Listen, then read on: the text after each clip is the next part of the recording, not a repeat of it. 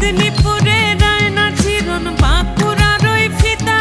আর যতন করে বাঁধলি মাথা তাও যে বাঁকা সিথা পেছ পাড়িয়ে